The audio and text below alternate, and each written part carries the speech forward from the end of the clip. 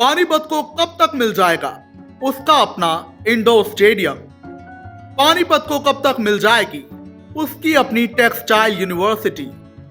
पानीपत को कब तक मिल जाएगा उसका अपना महिला कॉलेज? देखिए, यूं तो शहरी विधायक प्रमोद विज के काफी ड्रीम प्रोजेक्ट हैं, लेकिन कुछ ड्रीम प्रोजेक्ट ऐसे हैं जो इस साल के लिए काफी मुख्य हैं। और आज इन्हीं ड्रीम प्रोजेक्ट में से एक यानी इंडोर स्टेडियम के निरीक्षण को लेकर प्रमोद विज इसी बाबत उस स्थान पर पहुंचे जहां पर इंडोर स्टेडियम का निर्माण चल रहा है। इस दौरान उन्होंने कार्य की समीक्षा की, साथ ही अधिकारियों से ये जाना कि अब कब तक इंडोर स्टेडियम तैयार हो जाएगा। जिसके बाद मीडिया से बातचीत में उन्होंने अपने तमाम ड्रीम प्रोजेक्ट को लेकर सारी जानकारी मीडिया के सामने रखी। देखिए ये रिपोर्ट। आज यहाँ की मुझे बड़ी खुशी हो रही है कि जो विजन हमने दिया था पानीपत के लिए, अब वो धीरे धीरे अब सारे चारों तरफ पानीपत में अगर देखिए पूरा होता चला जा रहा है। और इसके लिए मैं एक बार पहले तो माननीय पूर्व मुख्यमंत्री और आज हमारे केंद्रीय मंत्री माननीय मनोहर लाल जी उनका और आज के हमारे मुख्यमंत्री नायब सिंह सैनी जी का बहुत बहुत धन्यवाद करता हूँ कि जिनके पूर्ण सहयोग के कारण आज पानीपत में जो विकास की गति है वो मेरे कहने से नहीं, मेरा ख्याल मेरे से बेहतर आप लोग ही बताएंगे कि पानीपत की स्पीड पे आगे बढ़ रहा है। चारों तरफ अगर आप देखें, चाहे अंडरपास है, चाहे ओवरब्रिज है, चाहे फ्लाईओवर है, चाहे रेलवे ओवरब्रिज है, ऑडिटोरियम है, इंडोर स्टेडियम है, फायर स्टेशन है, स्कूलों के निर्माण आप देखिए, सड़कों का चौड़ीकरण आप देखिए, चारों तरफ विकास हो रहा है। जो कहा पार्टी ने वो करके दिखा रहे हैं। ये भारतीय जनता पार्टी की सरकार, ट्रिपल इंजन की सरकार है। जो हमने कहा है, जो वायदे किए थे उसको पूरा करे। राजस्थान पे ये हुड्डा सेक्टर 11 के अंदर हम खड़े हैं एसटी विद्या मंदिर स्कूल के सामने। अब देखिए भव्य ऑडिटोरियम बन रहा है यहाँ और इसकी लागत मुझे अब एग्जैक्टली तो याद नहीं है, लगभग 50-60 करोड़ के लगभग इसकी लागत है। इसमें लगभग 800 लोगों के बैठने का स्थान होगा, सेंट्रली एयर कंडीशनड है। और इसके साथ ही साथ यहाँ लगभग 500 लोगों के एक हॉल है जो गैदरिंग के लिए दुख सुख में काम आएगा इस समाज के हुड्डा के इलाके में, और बाकी लोगों के काम भी आएगा। एक सबसे विशेष बात है कि एक एयर कंडीशन लाइब्रेरी लगभग 125 बच्चों के लिए, क्योंकि आज देखिए पढ़ाई के लिए बच्चे बहुत जागरूक है और उनके घरों में स्थान नहीं है, छोटे छोटे घर है, बैठने की व्यवस्था नहीं हो पाती है। तो यह एक लाइब्रेरी आ रही है जो इलेक्ट्रॉनिक लाइब्रेरी होगी, दुनिया की हर बुक उसके अंदर अवेलेबल कराई जाएगी ताकि बच्चे ज्यादा से ज्यादा अपनी पढ़ाई कर सके।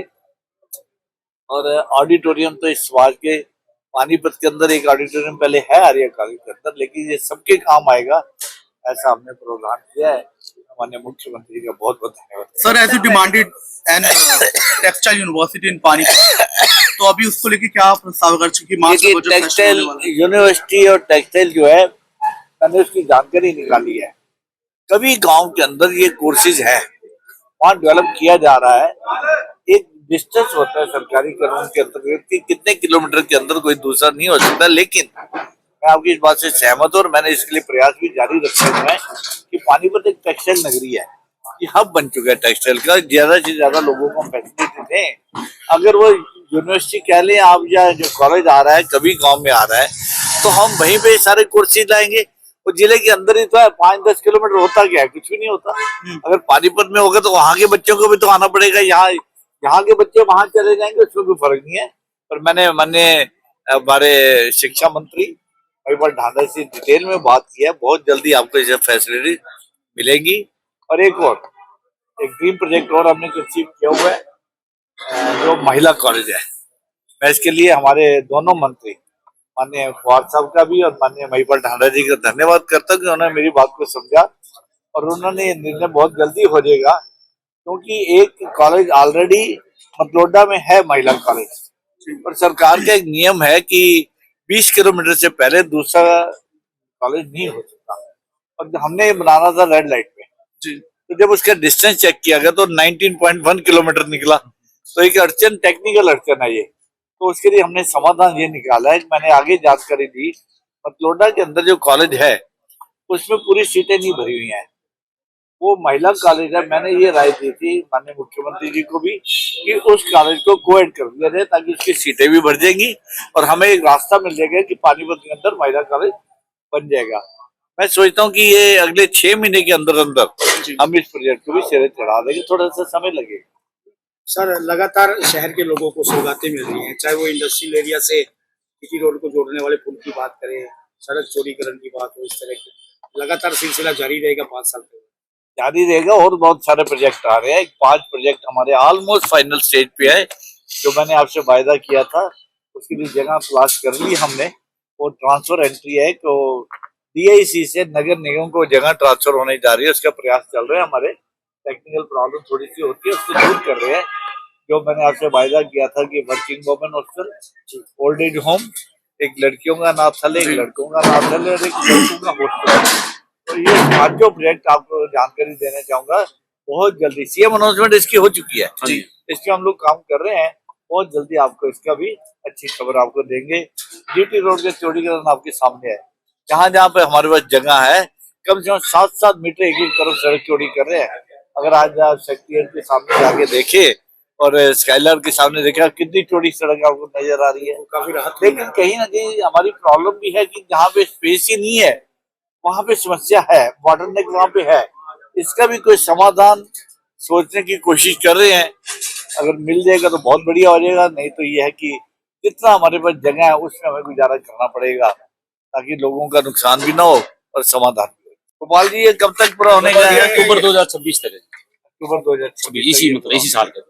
इसी साल हाँ, उस तय मैंने पहले कर दें, लेकिन पूरा जो एग्जैक्ट टाइम आपको देखिए आपको बहुत जल्दी हॉस्पिटल जो है मदर एंड चाइल्ड हॉस्पिटल वो सौगात पानीपत को मिलने वाली है, उसका निर्माण चल रहा है। और बाई चांस भाई साहब के फर्म का क्या नाम है आपका? SKG Infratech private. SKG, यही निर्माण, उसका निर्माण भी ये कर रहे हैं। इंडोर स्टेडियम का भी इनके पास है।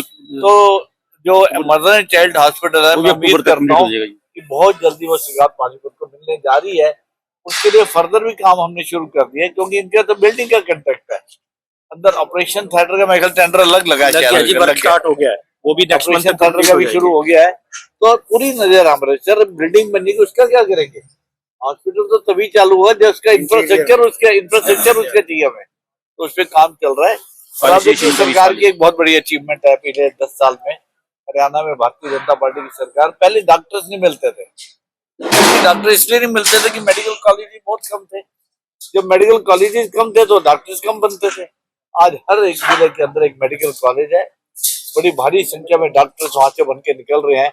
और अगर आप सिविल हॉस्पिटल भी जाके देखें, मैं चाहूंगा आप एक बार जाके डाटा लीजिए कि पिछले साल कितने डॉक्टर थे और अब कितने डॉक्टर हैं। बहुत बड़ा अंतर मिलेगा आपको, लोगों की सुविधा का ध्यान रखना। प्रमोद जी, आपने अधिकतर फील्ड तो कवर कर ली। टूरिज्म को लेके मैं, क्योंकि पानीपत एक हिस्टोरिक सिटी है और ये जो पुराना पानीपत है, मैंने जब इसे अपनी नजरों से देखा है, टूरिज्म की नजर से, जैन मोहल्ला और दुनिया जहाँ के मोहल्ले हैं, कि टूरिज्म के तौर पर डेवलप हो सकता है, इस पर कुछ आपकी दृष्टि है? नहीं हो सकता। देखिए इसमें हमारा एक बैकलॉग चल रहा है हाली पार्क। मैं आपको यकीन दिलाता हूँ कि अगले 6 महीने के अंदर हाली पार्क पूर्ण रूप से पूरा करके वहां पे हम आपको वो भी जनता को समर्पित करेंगे। और वो तो लोकल लोगों के लिए। एक मेरे मन में ये है कि लोधी पार्क की हालत ठीक नहीं है, तो वो एक ऐसी जगह है जो ऐतिहासिक जगह है हमारी। तो मैं आपको ये भी यकीन दिलाता हूँ कि 2 महीने के अंदर अंदर एक इसका बड़े ध्यान से एस्टिमेट बना के, ये नहीं कि डेकोरेटिव ऐसे, हमें वहां पे उन चीजों को प्रिजर्व करना है। इस चीज को ध्यान में रखते हुए हम लोधी पार्क को डेवलप करेंगे। जो जो हमारे ऐतिहासिक स्थान है उनको पूरी चिंता करते हुए आगे बढ़ेंगे। बाकी टूरिज्म तो हरियाणा में बढ़ सकता है, मैं आपकी बात से सहमत हूँ, इसके लिए प्रयास करेंगे। Thank you sir.